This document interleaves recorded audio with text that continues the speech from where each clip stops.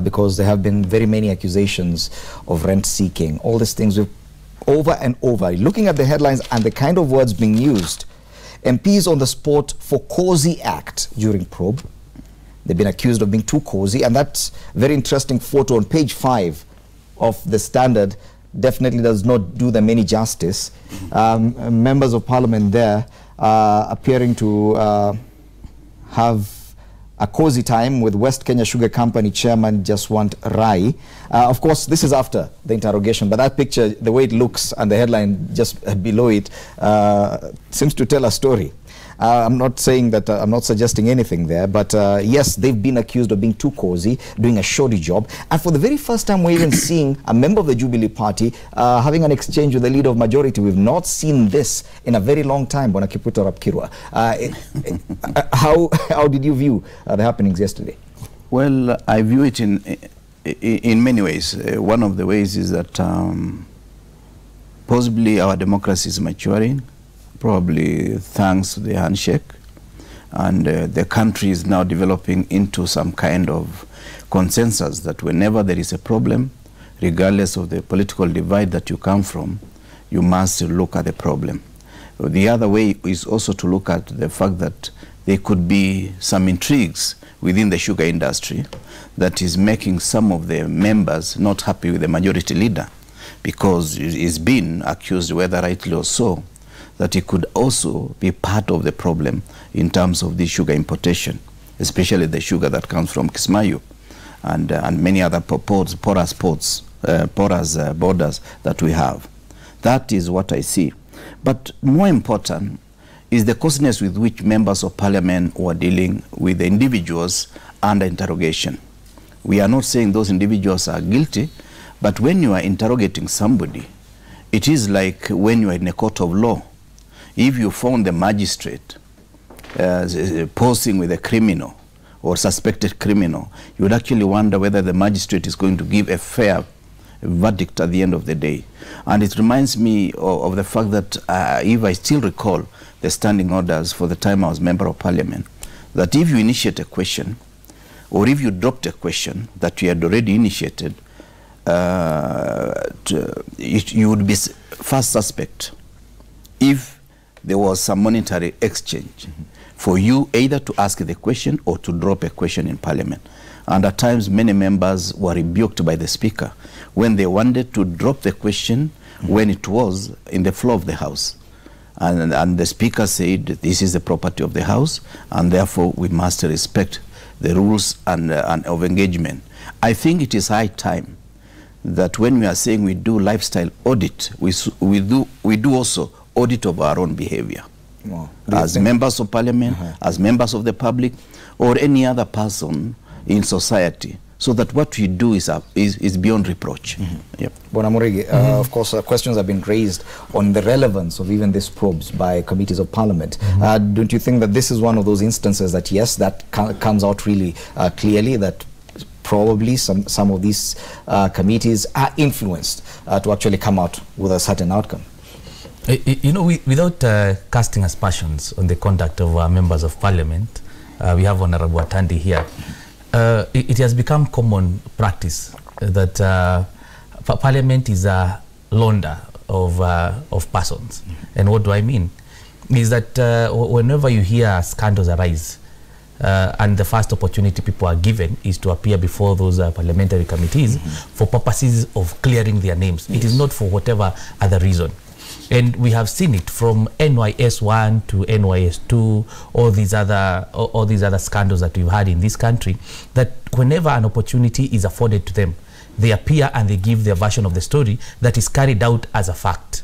And that is the reason why you see when all these persons who are implicated in the issue about sugar appeared, you could even tell with the conduct of the members of those committees. For those who followed keenly, you could tell those who are on the defensive.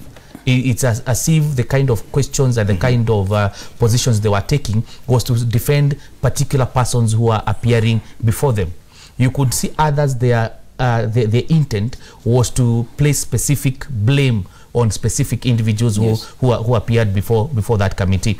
And so the question we ask ourselves is really, why do we have these committees why do we have these probes? If, for example, you have such a shoddy, I would call it a shoddy report, because if you look at the objectives and if you look at the questions that were posed on the first day by Honorable Lesuda, and the objectives for which that joint committee was formed, they do not answer those specific questions, right? And you could see that when those specific individuals appeared before them and they were asked specific questions, none of them could come forward. For example, when Honorable Matiang'i appeared, I would not call him Honorable, when Fred Matiang'i appeared before that committee and he was asked specifically, do you have sugar that has mercury? We know the kind of answer that we got from him, and it is the same thing that is carried in this report. And then we have what do you call it? Kanini Kega comes and tells that, however, there is a report that we have lead, we have copper, we have high moisture content. You know, you have to boil, you have to go down to the specifics. Let us get specifics. You came and told us that the sugar has mercury. Which is this sugar that has mercury? If indeed we know that there are individuals and in KEBS who are under investigation right now, starting from the MD going down, let us get to know the specifics. Okay. Yes. When Murigi says, when Murigi Kamande says, yes, some of these committees of parliament have been used simply to sanitize some of these individuals. Yes. Do you agree with that statement? I don't agree. And I want to say that at this point, I want to disagree with those people who are questioning the authority of parliament and capacity of parliament to investigate fraud and corruption, because especially for this case, parliament has done, various committees have done tremendously well on many probes, and this particular one for sugar, all of you know sugar is a political product, and you find that even some members of parliament are also involved in this business. So this one was going to be complex. But why I take blame, why the committee should take blame is because the committee was relying on KEBS to give them feedback on whether the sugar has mercury or not. While KEBS itself, you know, was also in tatters. The CEO had already been suspended. When KEBS appeared before the committee, they were actually disjointed. They were not really going to give this committee the results we were expecting. So therefore, the committee should have actually said that they were unable to probe. That would have been better. But otherwise, from where I sit... After 2 weeks of conducting that probe, yeah, they should have made a decision that they were not getting... because Parliament does not have the resources to conduct their own investigations as to whether the sugar has mercury or not. So they were relying on other government agencies. And if these government agencies were clearly ineffective, the committee should have made a decision that, look, we are unable to get results from feedback from KEBS because KEBS has no capacity to give us feedback. That should have been a very good response or feedback. Okay. But otherwise, coming out and saying that giving us the answers we got, clearly they did not do a good job. And secondly, the fact that this is a committee of parliament that was in charge of probing this sugar issue, and they brought us their feedback and we rejected. Clearly should tell you that Parliament remains an independent institution that really knows what it's doing. And if the feedback we're given is not right, then we reject it. But is it really independence, Bwana Kipruto Arap Kirwa, or is it just the fact that, as Bwana Samatandi says, Honorable Samatandi says that yes, some MPs themselves are involved in this business. Should we call it really independence that we saw the kind of debate and the rejection of this report? Well, if yesterday is anything to go by, then the independence of Parliament is being reasserted. But of course, you know, apparatus of state have been usurping the power of Parliament, given the numbers Jubilee enjoys in that house. And yesterday was like a turning point. We hope we'll be able to see more of that, also on issues other than issues that we know some MPs are partisan. On the issue of members of Parliament having the capacity, yes, they do, but they're also limited. In the sense that whatever they say, they will only make a recommendation for the executive to implement through various agencies.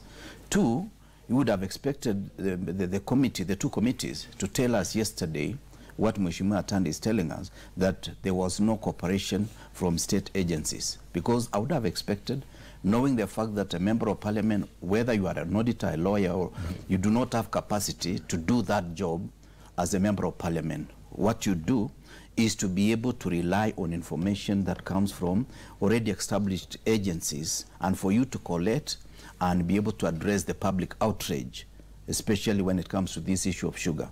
So yesterday I would have expected to say, okay, KEBS never gave us cooperation. The Office of DPP never gave us cooperation.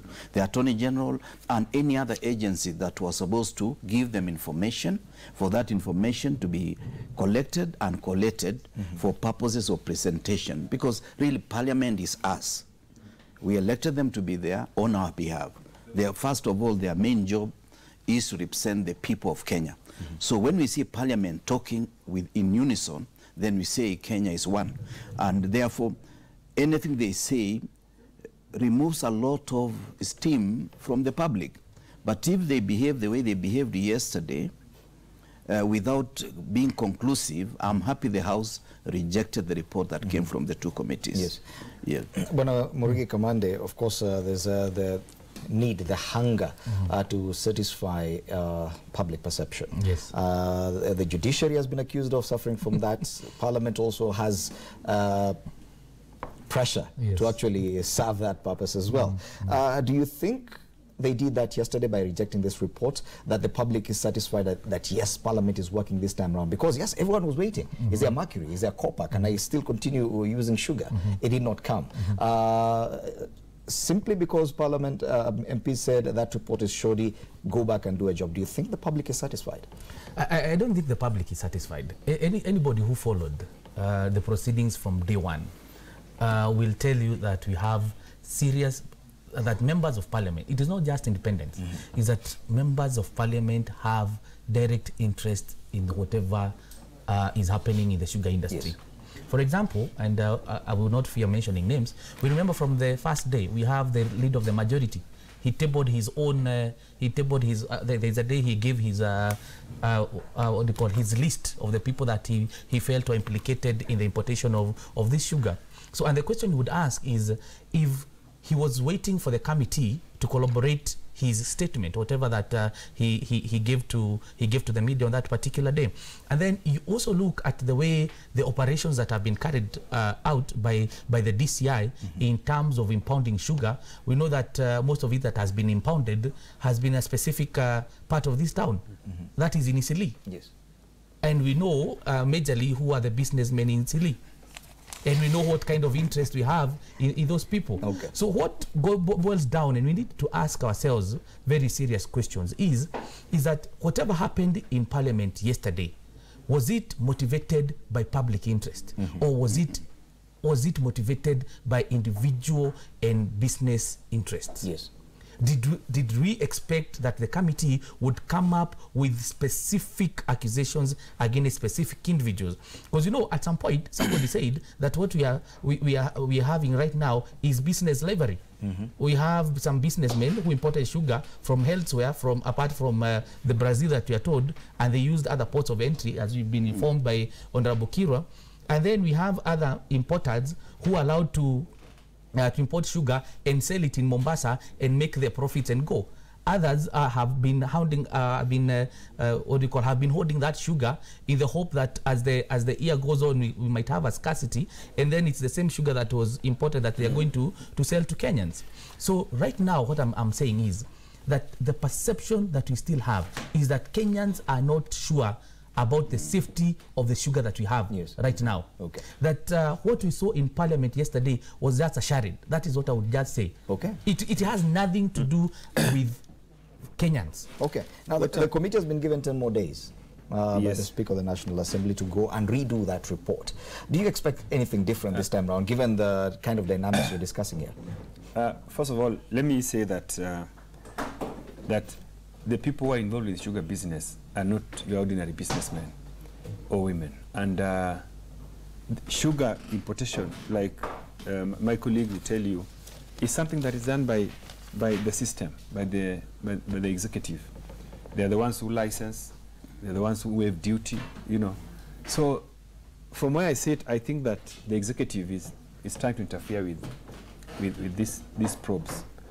And you could clearly see when CS Matiang'i appeared, he was initially was very forthright that the sugar that we had was contaminated. But remember, it appeared that he was in conflict with the CS Treasury and the CS Trade. And I think they had to go and put the house in order as executive. So from where I sit, I think, first of all, there's gross interference by the executive on the question of sugar, because I asked him, why haven't you begun destroying the contraband sugar, the poisonous sugar that you already have in store? Why are you keeping them? Why don't you just begin destroying them? He was unable to say that why they are not, and they were saying that they are going to destroy at once. That shows you that this is business that really is being protected. So what I think we need to do is we need to ask the president to come out strongly on this issue, and let us see some action happening. Otherwise, I think that, first of all, the parliamentary committee is investigating this issue appears to have been emasculated by the executive. So you've lost hope in that committee? Even after 10 days, you don't expect anything different? I don't think that they are going to give a very good report. And personally, I also think that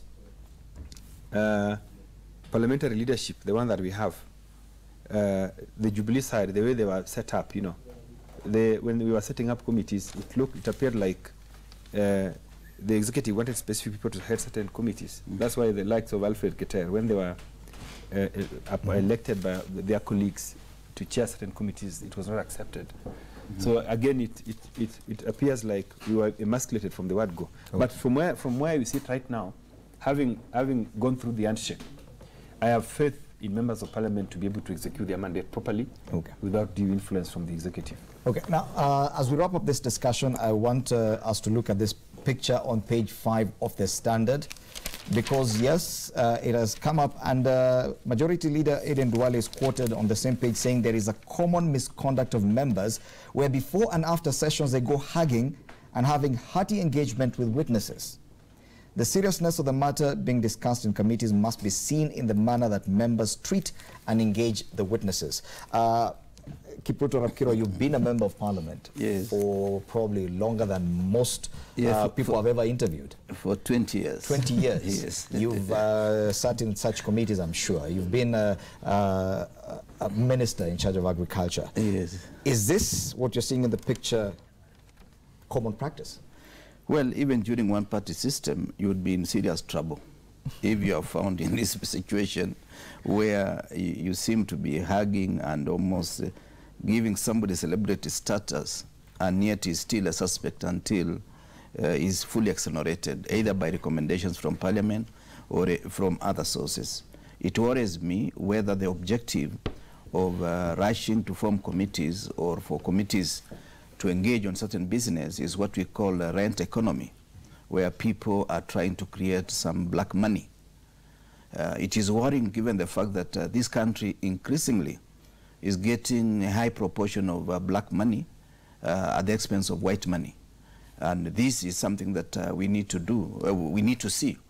In fact, I remember in Singapore, for this kind of thing and corruption to end, a number of people, when the law came into place, around 143 ministers and senior officers were taken to court, and some of them executed.